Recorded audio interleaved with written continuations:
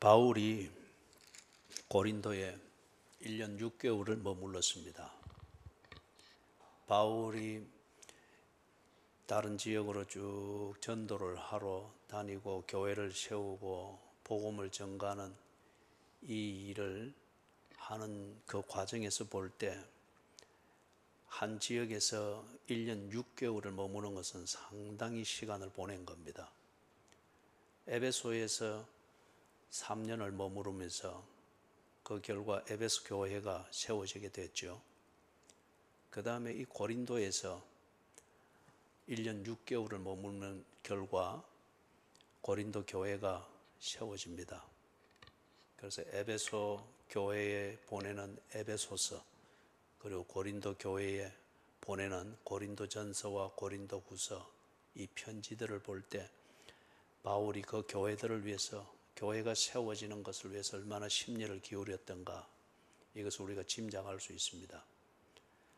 바울이 에베소 교회나 고린도 교회나 또 빌립보 교회나 이렇게 세워진 교회들을 애초에 바울은 조직된 교회를 세운다, 그리고 우리 현대 개념에서 교회를 개척한다 할 때 그 대부분의 개척의 의미는 이런 조직된 교회를 만들고 공동체를 만들어서 무언가 일을 하는 그런 것을 전제를 하죠. 그런데 바울은 그게 아니었습니다. 복음을 전가하는 거였습니다.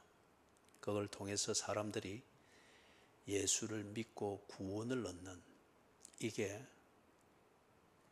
바울의 목적이었습니다. 그러는 중에 이 한 곳에 1년 6개월을 머물렀다. 이거는 에베소에서 머물렀던 3년을 다음으로 오래 있었던 곳입니다.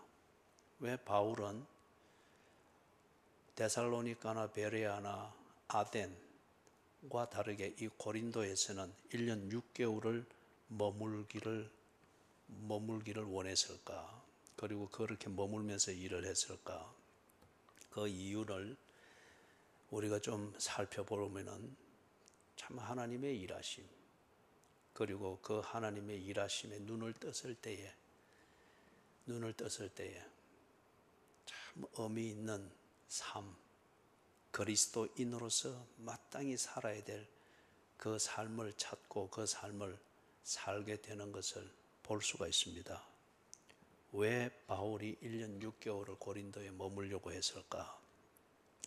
이걸 이해하기 위해서 우리가 먼저 고린도라는 이 도시를 조금 생각을 해볼 필요가 있습니다.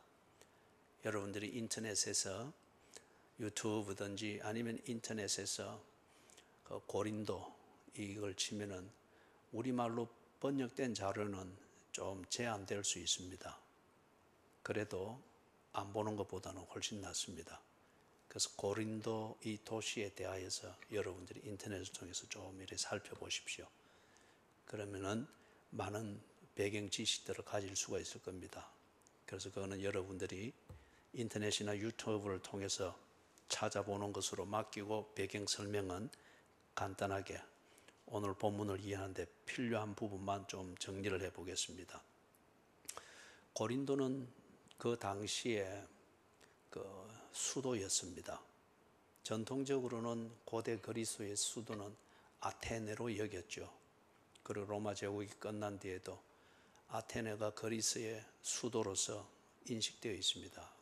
그런데 로마 제국이 통치할 때, 특별히 줄리어스 시저 이후로 이 로마 제국의 그리스가 식민지가 되어 있는 상황에서는 로마 제국은 그리스 지역의 수도를 고린도로 정하고 행정적 지도를 했습니다. 고린도를 당시에 수도로 정했다고 하면은 그게 많은 면들을 시사하죠. 그래서 고린도는 아주 활발한 상업 도시였습니다. 이 고린도가 지형적으로 볼 때에 위쪽 지방, 아가야 지방, 그 다음에 밑에 지방, 펠레폰네소스, 요 두 개가 조그마한 요 육지로 연결이 되어서 하나의 반도를 이룹니다. 거기에 조그마한 요 육지로 아가야 지방과 아래쪽 펠레폰네소스 요 두 개를 연결하는 요 지점에 고린도가 있습니다.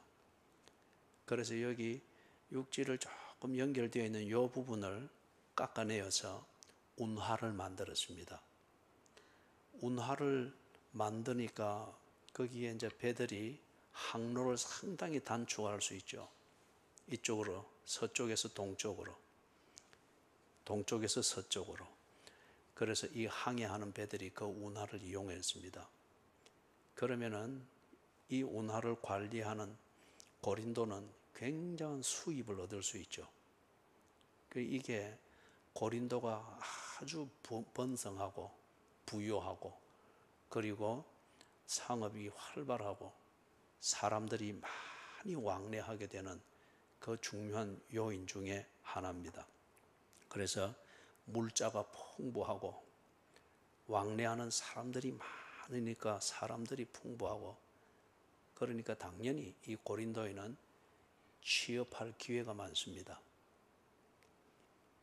사람들이 우리나라 사람들도 그렇습니다. 이민을 가면은 땅이 넓고 조용한 곳을 동경을 하지만은 거기서 정착을 못 합니다. 일거리가 없기 때문에.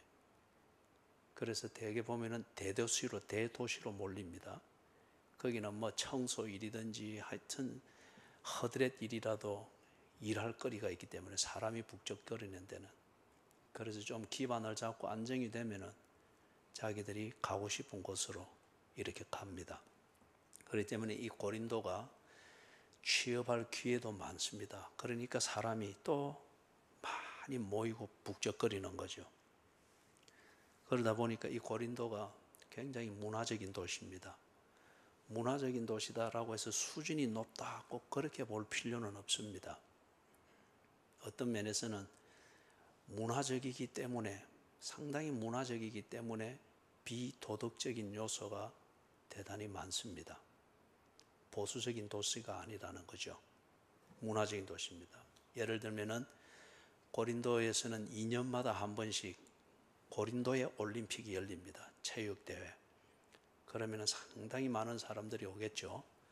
그리고 외부인들이 많고 그런 축제가 있으니까 당연히 그럴 때는 보수적인 도덕적인 어떤 그런 생활 패턴이기보다는 즐기는 분위기가 아주 많겠죠. 그리고 그것과 관련되어진 그런 장사도 많겠고 문화 행사도 많겠죠.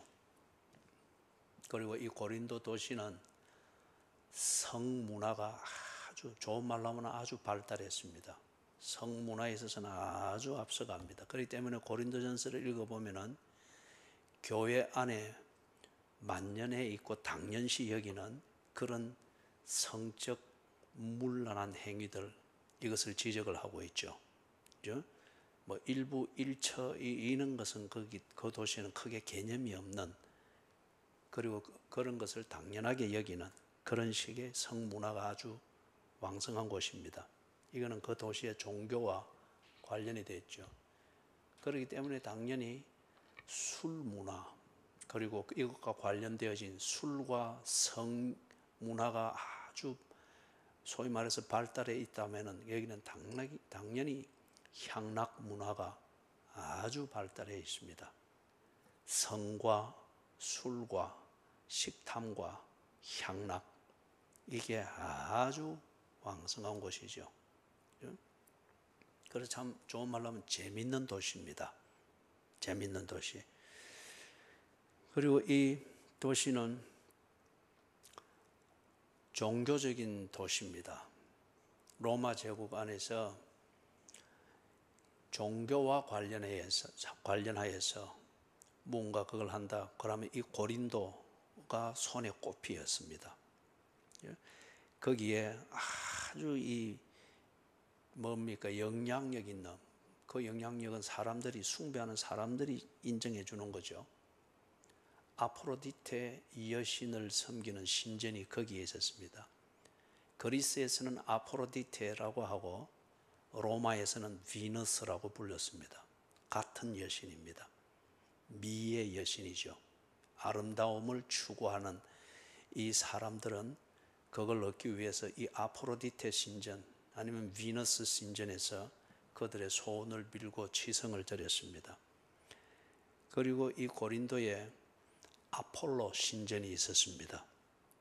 전쟁에 관련되어진 이것을 하는 그 본산지 역할을 하는 신전, 아폴로 신전이 고린도에 있었습니다. 그 외에도 다른 신전들이 있었습니다마는 그 당시에 사람들의 소원에 있어서 중요한 역할을 하는 미 이 문제와 힘의 이 문제를 지배하고 있다고 믿고 있는 그 신을 섬기는 신전이 고린도에 있었습니다.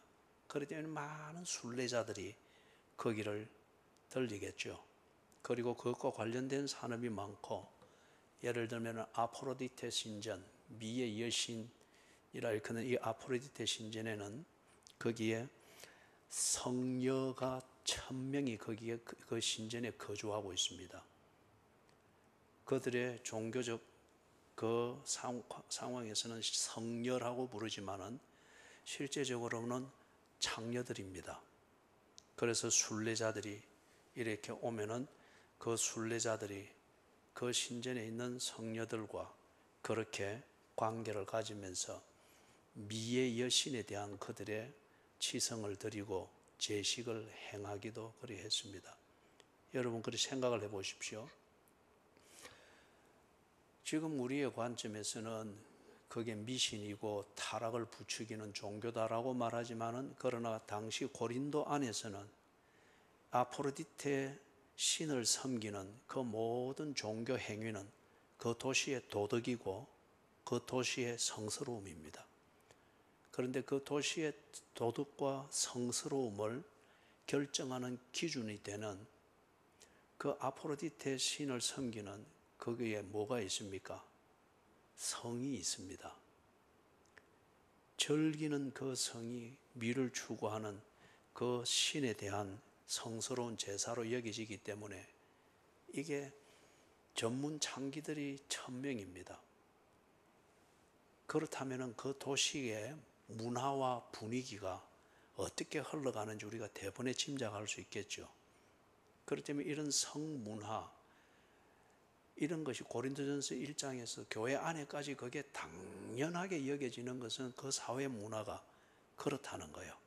거기에 대한 부끄러움이나 죄의식이나 그게 없습니다. 오히려 그렇게 하지 못하는 것을 불행하게 여기는 그런 사회, 그런 도시였습니다. 그렇기 때문에 앞에서 말한 대로 술과 성과 그리고 향락, 이게 만연하고 그게 그 도시의 생활을 어떤 면에서는 참 재미있고 활기차게 만들고, 그것과 관련되어진 산업과 취업, 일의 기회들이 아주 많게 되는 것을 볼 수 있습니다. 그 다음 마지막 한 가지를 더 들면은, 로마 제국에서 정한 그리스의 수도 역할을 하기 때문에 학문에 있어서 상당히 중심 역할을 했습니다. 전통적으로는 이 그리스 문화에 있어서 이런 철학이든지 이것을 중심을 하던 그 도시는 아테네입니다. 그런데 로마의 지배하에서 권력 구조와 통치 체제와 맞물려 가면서 이쪽을 수도로 정해놓으니, 우리도 지금 굳이 지방에 있는 젊은이들이 어떻게든지 수도권으로 진입을 하려고 하잖아요. 서울대 아니라도 서울에 있는 대학이면은 다 서울대로 여기면서 어떻게든지 수도권으로 들어가려고 하잖아요. 왜 그렇습니까? 학문이 출중해서라기보다는 거기에서 공부할 때에, 거기에서 뭔가 학벌을 하나 딸 때에 수도권에서 얻을 수 있는 기회가 더 많기 때문에, 신분 상승할 수 있는 기회가 많고 인맥에 연결될 수 있는 기회가 많고, 그런 것 때문에 그런 거죠. 그렇기 때문에 고린도가 그런 맥락에서 학문에 있어서 상당히 중심지 중에 하나의 역할을 했습니다. 수도권이기 때문에 그런 거죠.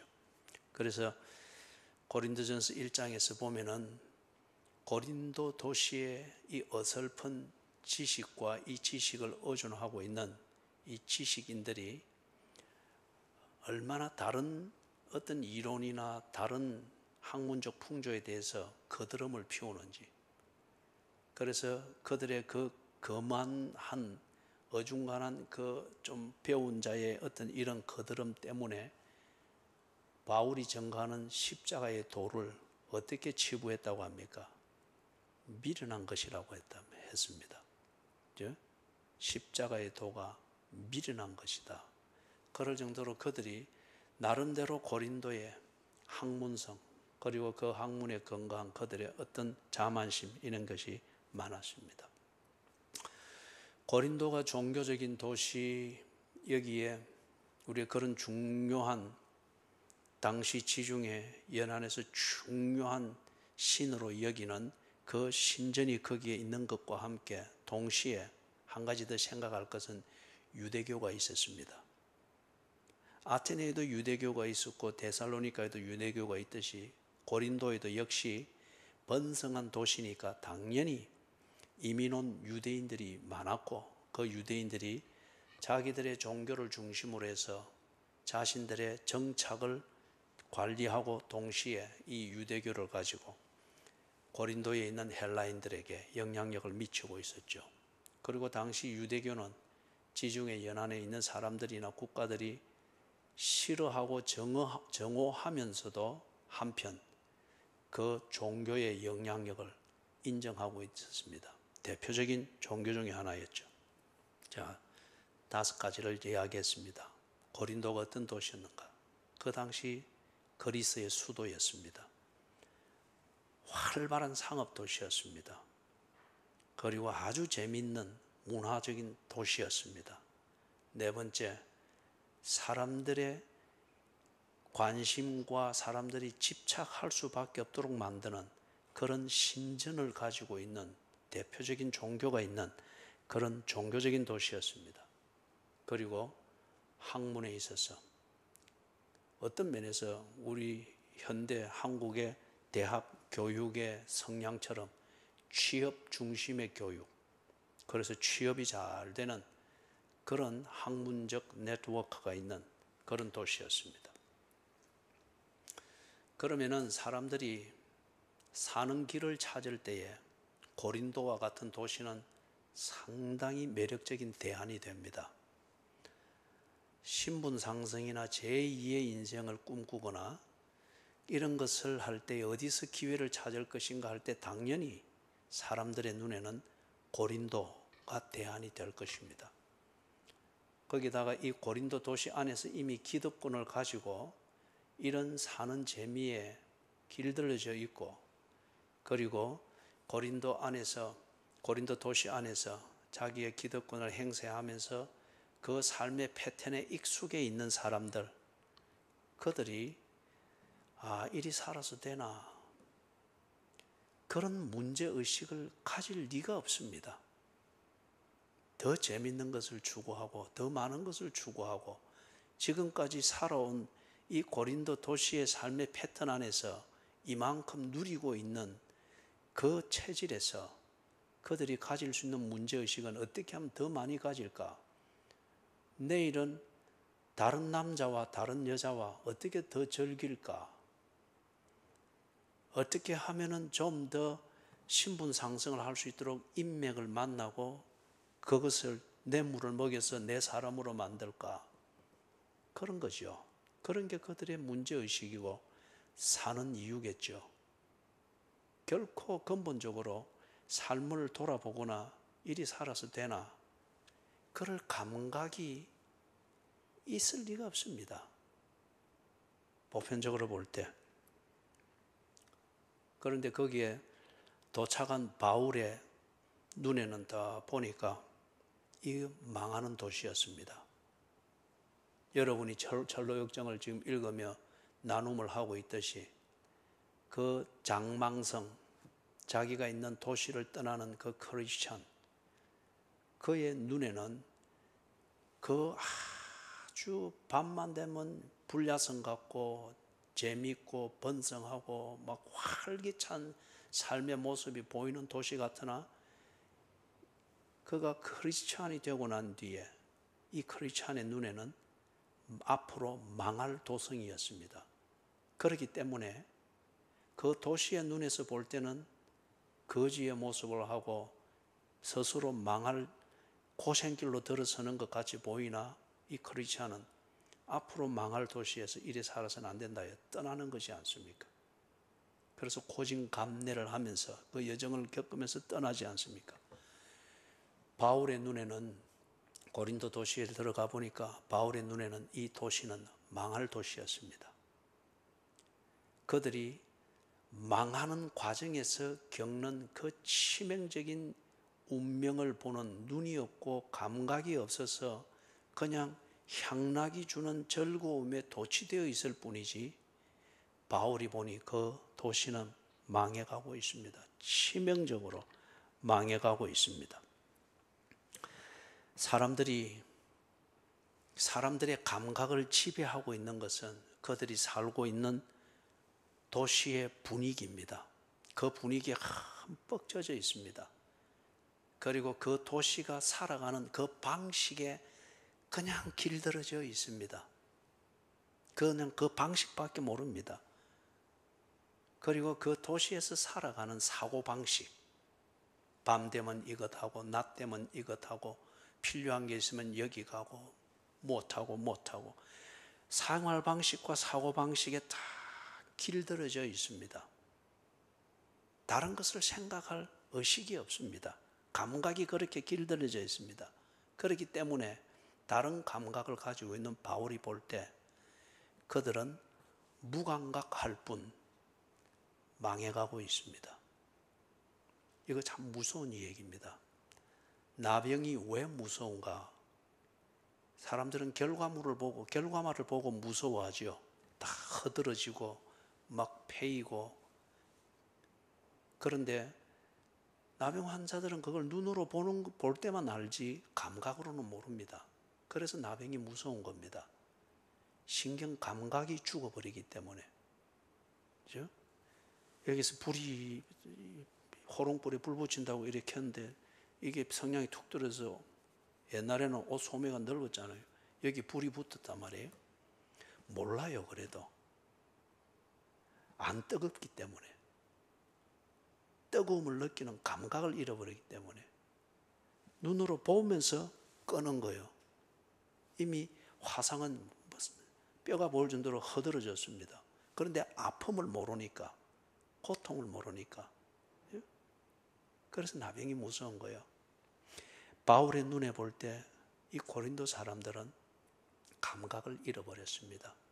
그들의 감각은 오직 향락과 성문화와 술과 그리고 자기들이 사는 방식, 재미있게 사는 이 방식에만 민감한 감각이지 그게 어떤 의미가 있는지, 그게 자신들의 운명을 그리고 내일을 어디로 끌고 가고 있는지 이걸 보고 생각할 수 있는 감각은 잃어버리고 있습니다.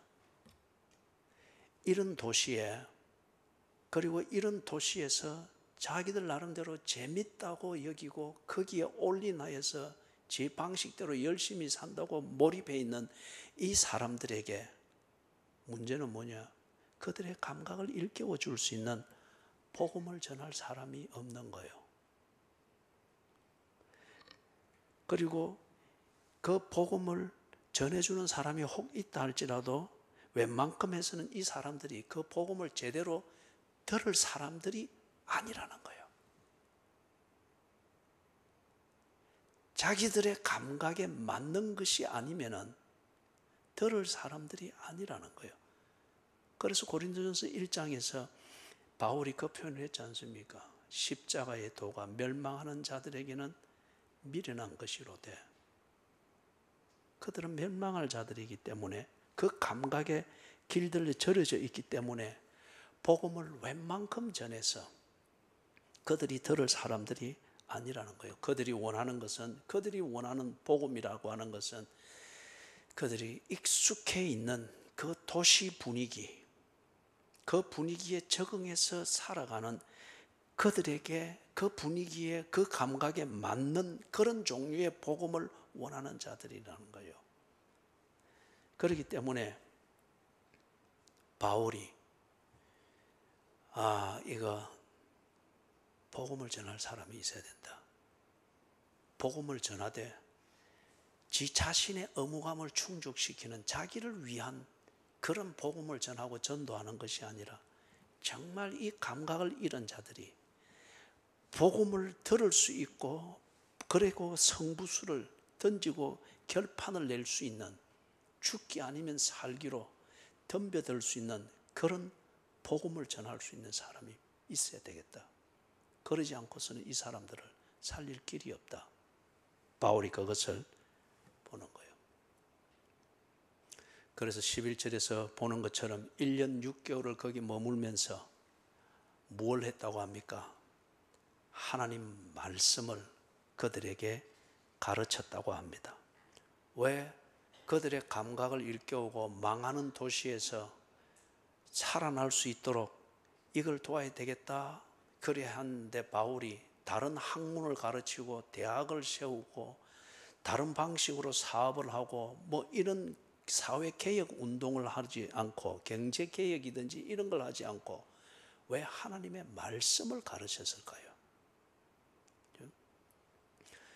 바울 역시 학문이라면은 뭐 다른 사람한테 뒤질 것도 없고 그리고 뭐 인맥이라면은 뒤질 것도 없습니다. 그런데 그런 감각으로는 바울이 절대 바뀌지 않았죠. 바울을 이렇게 확 바꿔놓은 게 하나님의 말씀이었습니다. 하나님을 듣고 하나님을 알게 될 때 가치관이 바뀌고 늘 재밌는 것만 보고 그 사회만 보던 눈이 하나님을 한번 보고 나니까 가치관이 확 바뀌어버린 거예요. 늘 내가 보는 것만 보면서 생각이 바뀔 것이다. 안 바뀝니다. 늘 내가 듣는 것만 들으면서 잘 살아봐야지 당신은 절대 잘 살 수가 없습니다. 바울이 그랬거든요. 그래서 바울이 예수를 보았습니다. 그러고 난 뒤에 바울이 획가닥 바뀌어버렸습니다. 그리고 그 예수님으로부터 들었습니다. 그 말씀을 듣고 난 뒤에 바울이 생각하는 게 달라져 버렸습니다. 그래서 바울이 하나님의 말씀, 경제개혁이 아니고 사회개혁이 아니고 뭐 문화를 바꾼다, 습관을 바꾼다 이런 게 근본이 아니고 그거는 절대 안 바뀝니다. 그죠? 향락에 찌들어 있는 자들이 이리 살면 안 돼. 그런 감각을 가질 수 있겠어요? 아니에요. 마약을 바꾸려고 하는 거죠. 콜롬비아에서 들어오는 마약보다 미얀마에서 들어오는 마약이 더 좋다. 마약을 바꾸려고 하죠. 술을 바꾸려고 하는 것이지. 프랑스산 포도주보다 요즘 뭐 캘리포니아에서 나오는 포도주가 더 향이 있다더라. 이거는 걸 바꾸려고 하는 거지. 근본적으로 안 바뀌죠. 그래서 바울이 하나님의 말씀을 가르쳤습니다. 하나님을 보게 하기 위해서, 다른 세계를 보게 하기 위해서, 다른 생명을 보게 하기 위해서 그 생명에 이르는 길이 고린도의 학문이나 고린도의 경제나 고린도의 문화나 고린도에서 재밌게 산다는 고린도 방식의 행복 이게 아니라 그 생명에 이르는 그 길이 어디 있는가 다른 길을 보여주기 위해서 하나님의 말씀을 가르쳤습니다. 바울이 이런 문제의식을 가졌을 때에 이 도시가 망해가구나. 여기 이 사람들이 참 어떤 면에서는 억울하잖아요. 그 도시가 가지고 있는 삶의 방식과 그 사고방식, 그걸 당연하게 여기는 그 사회가 만들어 놓은 도덕의 틀 안에 딱 갇혀 있기 때문에 다른 길과 진리와 생명을 생각할 겨를이 없는 거죠. 감각이 없으니까. 바울이 이 문제의식을 가진 거지 않습니까? 그런데 이 문제의식을 가지고서 이 문제를 그럼 누가 해결할 것인가? 누가 이들의 굳은 살과 같은 이 감각을 끌어내고 복음에 맞닥뜨릴 수 있도록 이 죽기 아니면 살기 식으로 이 일을 이 문제를 해결하기 위해서 이 일을 시도할 것인가? 보니까 자기 자신이 해야 되는 거예요. 바울 지가 해야 되는 거예요. 누구 시부지기 간판 들고 와서 뭐 설교 잘하는 목사다라고 해서 될 문제가 아닌 거예요. 고린도 이 시민들이 워낙에 감각이 그렇기 때문에 보니까 자기가 해야 되는 거예요. 왜 바울은 이 문제를 해결을 위해서 내가 헌신해야 되고 이거는 내 일이다. 그리고 여기가 내가 있어야 될 자리다. 왜 바울이 그렇게 생각하고 결심을 했는가? 우리가 읽었던 이 본문에서 한 5가지를 볼 수가 있습니다. 간단하게 살펴보면은 먼저 뭐가 있었는가? 이 바울이 아굴라와 브리스길라 이 부부를 만납니다. 1절에서부터 4절에 나오죠. 이 부부를 만나는 것이 바울에게는 큰 격려가 되었습니다. 왜냐? 이들을 만나서 생계 문제를 해결을 했습니다. 거기 보니까 브리스길라와 아굴라 이 부부의 생업이 뭡니까? 천막을 만드는 것이라고 하죠. 이 천막은 오늘 우리 현대처럼 뭐 폴리에스테르든지 아니면 다른 방수 뭐 특별히 이렇게 화학 처리가 되어진 그런 천으로 만드는 천막이 아니고 가죽으로 만드는 거예요. 가죽으로. 그때는 이런 천을 제조하는 그게 안 되니까 가죽으로. 그래서 무두질을 해서 이렇게 만드는데, 가령 예를 들면은 그걸 로마 제국이 이 천막 수요가 엄청나게 많죠. 로마 군인들이 모든 식민지에 흩어져서 작전을 하고 거기 진영을 치고 하니까 그들은 이 천막이 꼭 필요합니다. 그래서 그들이 쓰는 이 천막을 만드는데 이 공급을 하는 천막업자들이 있습니다. 브리스길라와 아굴라와 이 사업을 했기 때문에 이들은 분명히 아주 재력이 탄탄한 사업가였음이 분명합니다. 그런데 지금 고린도로 왔단 말이에요. 로마에서 이 일을 했는데 고린도로 왔단 말이에요. 이거는 주 51년, 52년 이때에 클라우디우스 황제가 로마에 거주하는 모든 유대인들을 추방하러 나가도록 명령을 했습니다. 자꾸 이 유대인들이 거기서 자기들의 종교를 가지고 자꾸 반란을 일으키고 자꾸 성가시게 군단 말이에요. 그때 유대인 거주 지역에 그때 생기기 시작하는 신생 그리스도인들도 같이 취급을 받아서 같은 지역에 머물렀습니다. 그 당시 그리스도인들이 같은 유대교인들로 취급을 받았기 때문에, 그래서 유대인들이 추방될 때 그리스도인들도 같이 추방이 됐습니다. 추방이 되면서 이 브리스길라와 아굴라 부부가 고린도로 온 거예요. 그리고 고린도에 와서 그들의 천막업을 거기서 계속 이어갑니다. 왜 그렇죠? 고린도에도 이 수요가 엄청나죠. 2년마다 한 번씩 올림픽이 열리는 걸 예를 들어봐도 그때 올 때의 사람들이 천막을 구입해서 텐트를 치고 숙식을 해결해야죠. 그리고 여기에 많은 사람들이 왕래하고 물자가 있으니 당연히 이걸 만들어서 이 해운업을 통해서 무역을 하고 아주 좋은 입지죠. 이때에 바울이 이 브리스길라와 아굴라를 만나서 그들의 사업에서 아르바이트를 합니다. 바울이 먹고 살아야 되기 때문에 복음을 전가하는 이 일을 위해서 자기의 진로를 바꾸었지만은 생계 문제를 해결하기 위해서 천막 만드는 이 일을 틈틈이 하면서 생계를 해결했습니다. 그렇기 때문에 당시에 천막을 만드는 이 일은 굉장히 큰 비즈니스입니다. 그래서 거점 도시마다 이런 것들이 큰 비즈니스가 있고 여기서 일거리를, 잔잔한 일거리를 많은 사람들이 가져가고 그래서 생계를 해결하고 하는 것을 짐작할 수 있습니다. 바울이 이걸 한 거예요. 그래서 이 브리스길라와 아굴라를 만나서 생계 문제를 해결하니 먹고 살기 위해서 고린도를 급히 떠나야 될 이 문제는 해결했습니다. 한 가지 이유죠. 두 번째는 5절에서 보면은 바울의 동료였던 실라와 디모데, 데살로니가에 남겨서 뒷일을 처리하도록 두고 온 실라와 디모데가 거기서 일을 처리하고 바울이 있는 고린도로 와서 합류를 했습니다. 이게 바울에게는 굉장히 큰 힘이 되었습니다. 여러분, 대의명분이 있고 이 문제를 해결해야 될 뭔가 도전이 있고 그랬는데 그걸 실제로 시도할 수 있는 힘이 없고 자원이 없을 때에 대의명분만 가지고 일이 되는 건 아니잖아요. 그죠? 실질적인 자원이 있고 그걸 할 수 있는데, 그런데 이 지금 실라와 디모데가 합류를 했습니다. 그러니까 이 바울이 굉장히 사역에 힘을 얻습니다. 다른 예를 들면 바울이 복음을 증거하고 전선에서 싸우는 역할을 하면은 실라와 디모데가 후방에서 이것을 뒤처리를 하고 관리를 하는, 즉 양육의 일들을 하는 이런 식을 생각해 볼 수 있습니다. 그래서 우리가 5절, 6절을 보면은 바울의 이 사역이 굉장히 힘이 갑자기 붙습니다. 그리고 아주 효과적이고 전투적이죠. 그래서 어디를 가든지 바울이 했던 것처럼 유대인들을 상대로 해서 먼저 회당에서 했죠. 그런데 유대인들이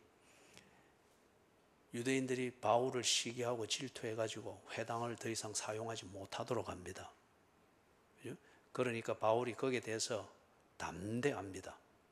옷에 먼지를 털어버리고 너희들하고 내 더 이상 상종하지 않는다. 나는 이방인에게로 간다.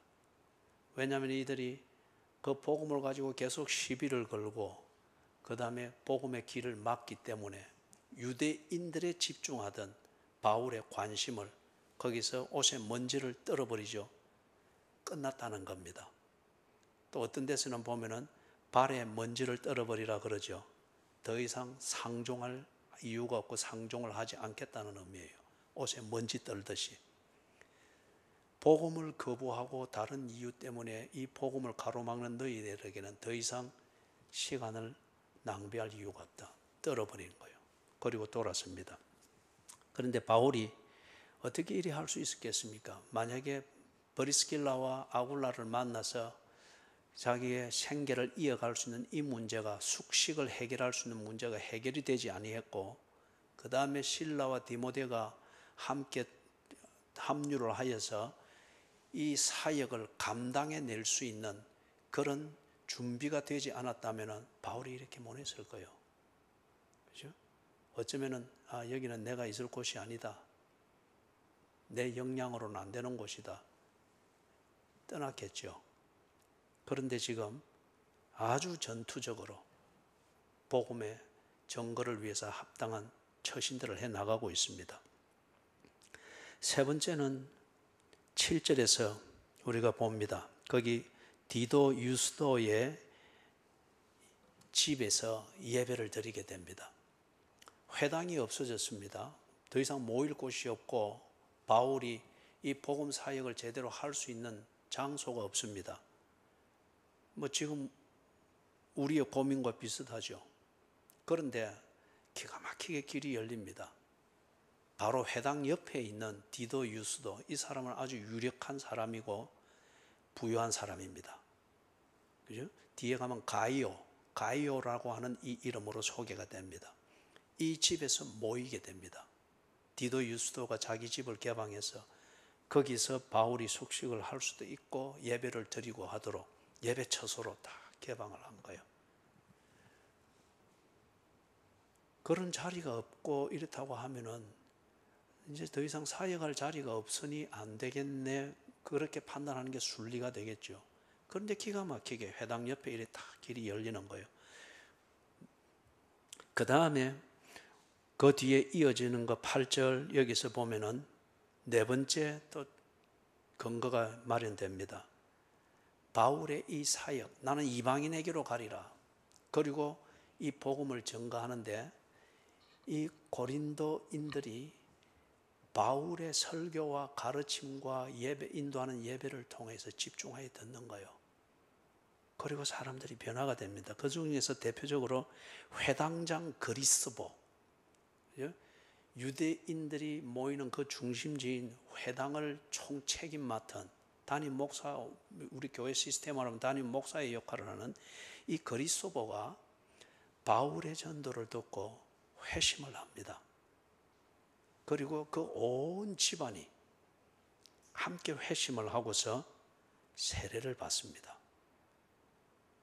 그것에 더해서 다른 일반 고린도인들, 유대인들은 아주 반대하고 적개심을 가졌는데, 그런데 이 고린도 시민들 중에 상당수가 바울의 전도와 가르침과 교제를 통하여서 복음을 받아들입니다. 그리고 믿고 세례를 받는 이 일들이 일어납니다. 놀라운 사건이죠. 그래서 이 디도 유스도의 집이 점점 이 공동체가 모이는 조직을 갖추어가는 교회가 됩니다. 고린도 교회의 시작입니다. 나는 여러분들 중에 어느 가정이 이런 복을 누릴 수 있기를 바라요. 이런 복을 누릴 수 있기를 바라요. 마지막 한 가지의 그 근거는 하나님이 확인을 해 주십니다. 바울아, 이건 네가 할 일이다. 하나님이 진히 확인해 주시는데 9절, 10절을 보면은 하나님께서 밤중에 바울에게 환상으로 나타나셔가지고 두려워하지 말라, 담대해라, 주저하지 마라, 물러서지 마라, 말하라. 바울이 하고 있는 이게 그냥 충동적이거나 지 자신의 종교적 열정에서 하는 객기 어린, 치기 어린 그런 한번 해보자 하는 이게 아니고, 이것은 옳은 일이며 바울이 해야 할 일이며 하나님이 원하셨던 일이다 하는 것을 바울에게 확인을 시켜줍니다. 이럴 때 바울이 얼마나 힘을 얻겠습니까? 그래서 여러분, 이 확인을 해준 이걸 우리가 12절에서 17절에 볼 수 있는데, 먼저 여기서 간단히 정리하는 것은 바울이 앞에서 보았던 것처럼 문제의식을 가졌죠. 망하는 도시다. 이 도시의 문제가 해결이 되려면 죽기 살기로 복음을 전하여, 그래서 감각을 잃은 이 사람들이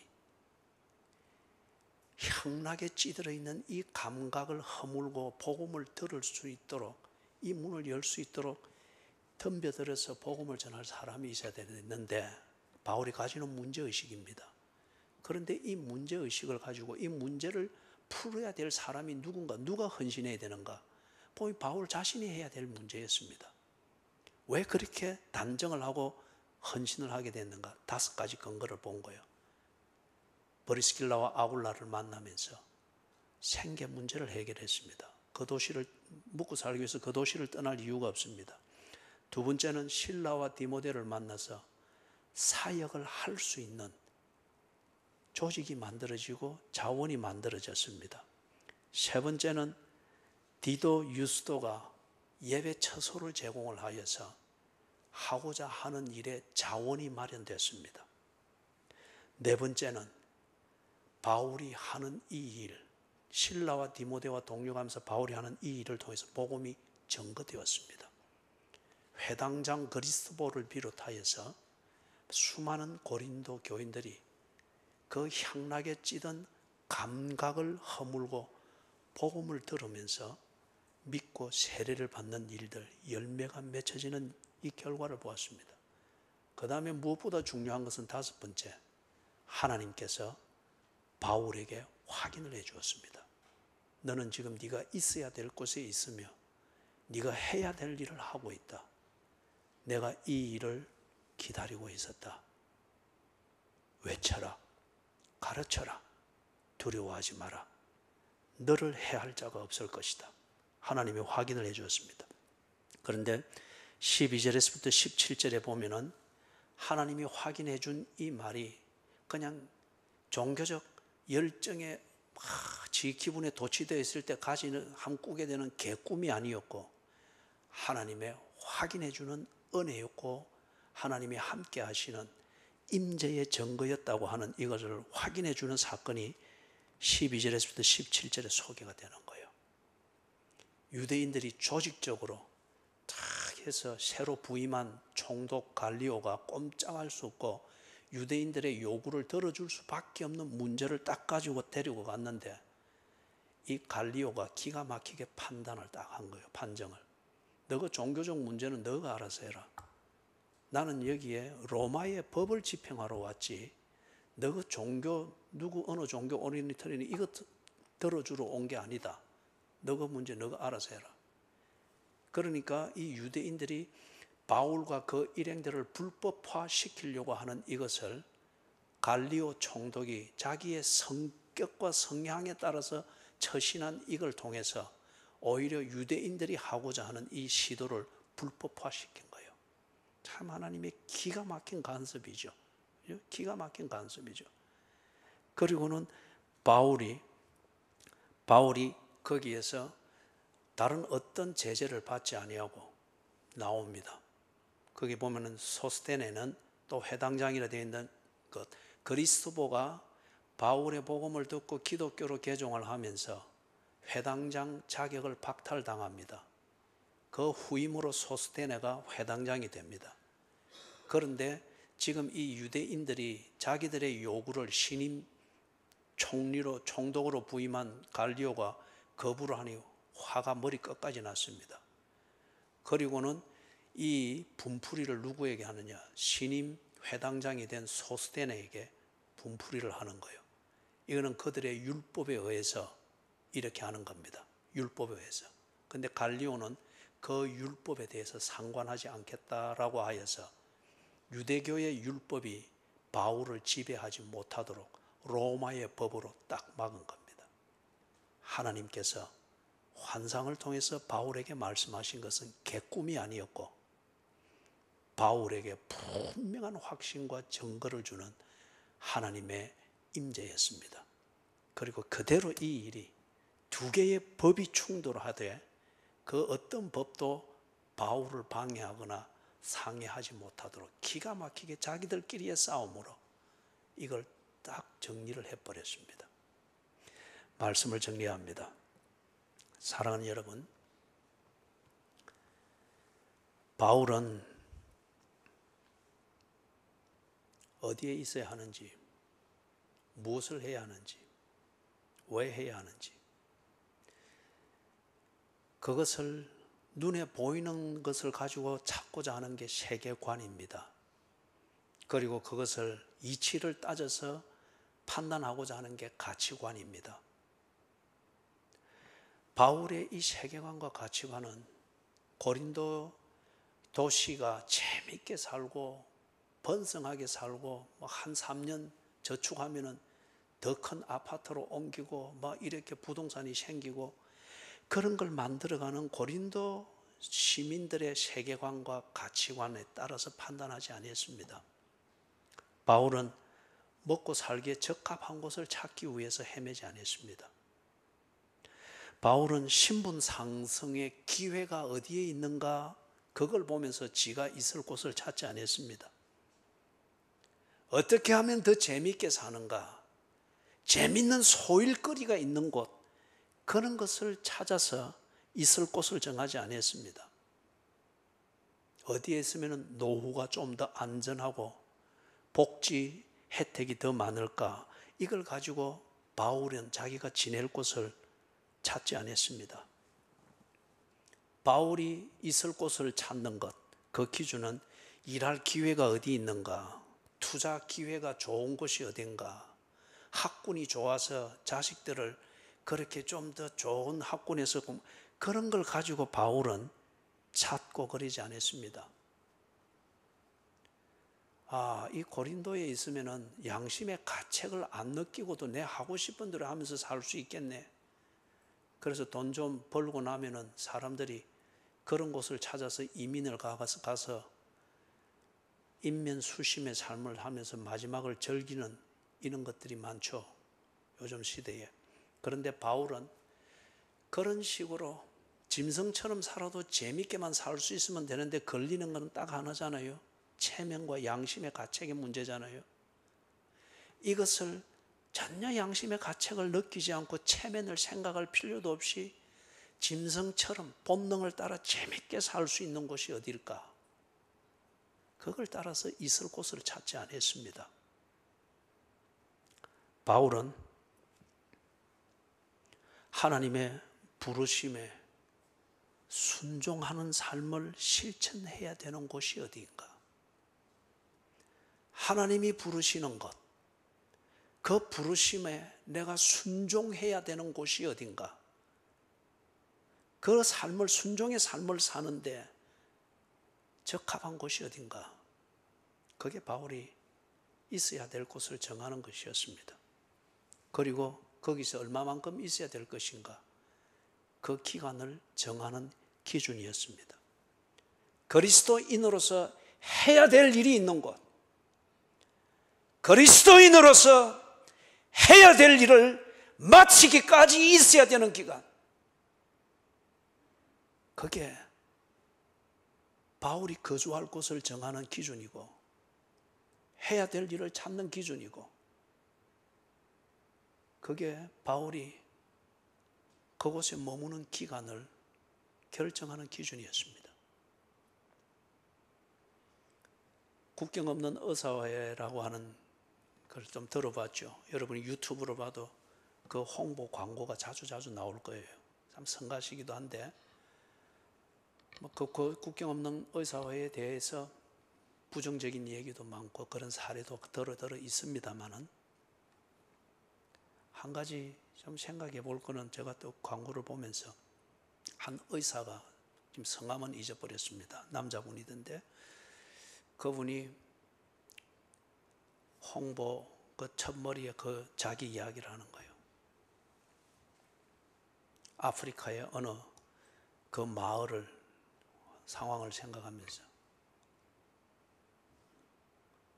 이것은 누군가는 가서 도와야 된다. 그 말은, 그러지 않고는 이 마을이 이 악순환과 같은 빈곤과 이 평균 수명 40도 못 이루는 여기서 결코 헤어날 수 없다. 누군가는 가서 도와야 된다. 그런데 자기가 의사다 이거예요.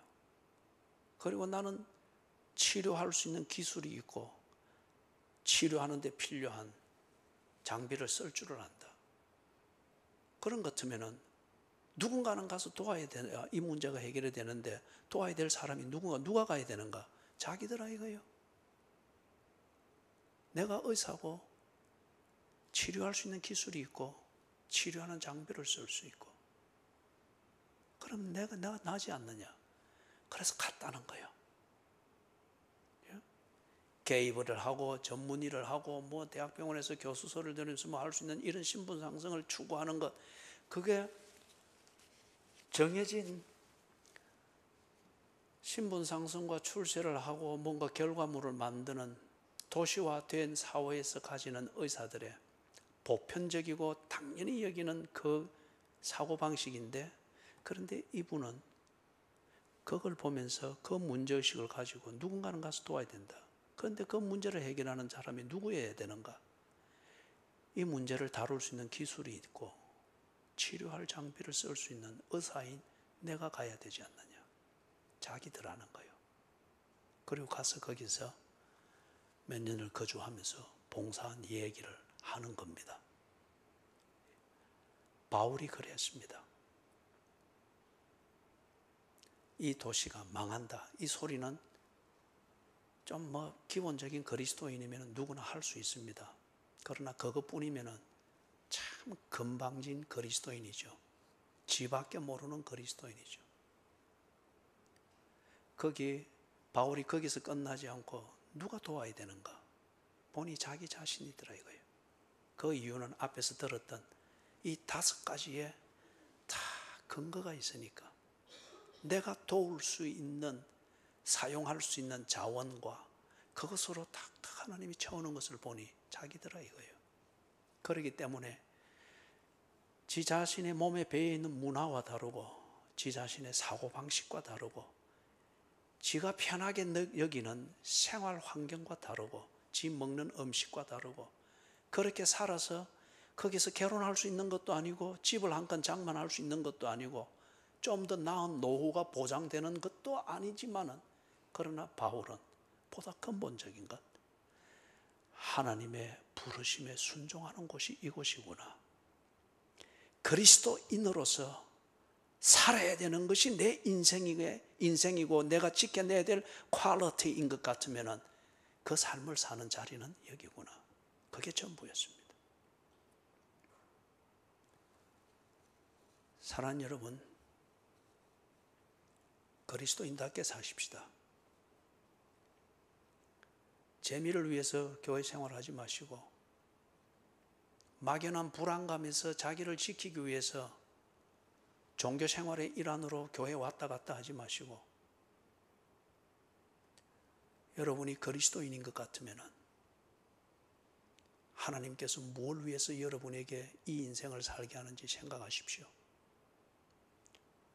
왜 부산에 사는지, 왜 그 직업을 가지는지, 왜 통장을 그렇게 애착을 가지는지, 왜 주일은 교회를 올 수 있는데 왜 수요일은 교회에 올 수 없는 걸 당연하게 여기는지, 하나님의 사랑을 받을 것은 기다리는데 사랑을 베풀어야 되는 것에 대해서는 왜 감각이 없는지, 그러고도 옳은 것인지, 그러고도 내가 그리스도인인지, 이렇게 살고도 내가 부끄럽지 아니할 것인지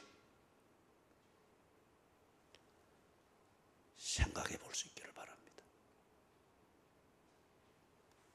기도하십시다.